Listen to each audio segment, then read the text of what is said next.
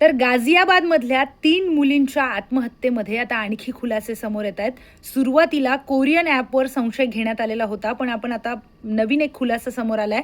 Deputy commissioner निमिष पाटील यांनी म्हटलं, की कोरियन ॲपच्या आहारी या मुली गेलेल्या होत्या. असा पुरावा अजून तरी त्यांना सापडलेला नाही. कोरियन कल्चरच्या त्या ॲडिक्ट होत्या, हे त्या डायरीमधून समोर आलं. पण कोरियन ॲप संदर्भात तितकासा पुरावा अजून मिळालेला नाहीये. यामध्ये जर आपण कुटुंबाची पार्श्वभूमी बघितली, तर या 3 मुलींचे वडील चेतन कुमार यांची 3 लग्न झाली आहेत. पहिल्या 2 ज्या त्यांच्या पत्नी आहेत त्या सख्ख्या बहिणी आहेत.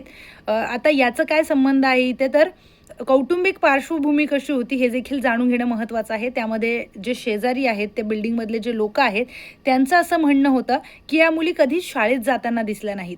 कधीतरी त्या ट्युशनला दिसायच्या, पण 2 वर्षापासून विचार करा, का जात नसतील मुली शाळेत?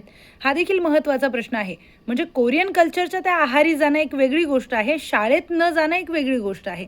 आणखी एक महत्त्वाचं म्हणजे त्यांच्या वडिलांनी त्यांचा मोबाईल हिसकावून घेतला असं देखील समोर येत आहे आणि त्याच्या रागातून आत्महत्या केली आहे का?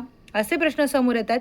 आणखी एक जी आय विटनेस आहे महिला, तिने असं सांगितलं, की जेव्हा तिची आई धावत पळत आली, जेव्हा मुली डेड बॉडी खाली पडलेली होती आणि धावत पळत त्या खाली आल्या, तेव्हा त्या आरडाओरडा करत होत्या आणि राग व्यक्त करत होत्या, की मी सगळं सांगून टाकेन, मी सगळं सांगेन.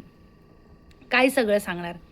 आणि आत्महत्येच्या आधी देखील त्यांच्या घरामध्ये आवाज येत होती, असं शेजाऱ्यांकडून सांगण्यात येत आहे. हे प्रकरण असंच गंभीर होत चाललंय, की फक्त कोरियन ॲपला दोष देणं योग्य आहे का? त्या डायरीमध्ये एक पानावर असं देखील लिहिलेलं आहे, की मार खाण्यापेक्षा मेलेलं बरं. याचा काय अर्थ होतो नेमका? या सगळ्या गोष्टींचे खुलासे आता हळू समोर येत आहेत. त्यामुळे आपण अगदीच म्हणजे कॉन्क्लुजनवर जंप करण्यापेक्षा या सगळ्यांचे अपडेट्स पाहणं महत्त्वाचं आहे. तुम्हाला काय वाटतं, या केसमध्ये आणखी काय समोर येऊ शकतं? कमेंटमध्ये बोलूयात.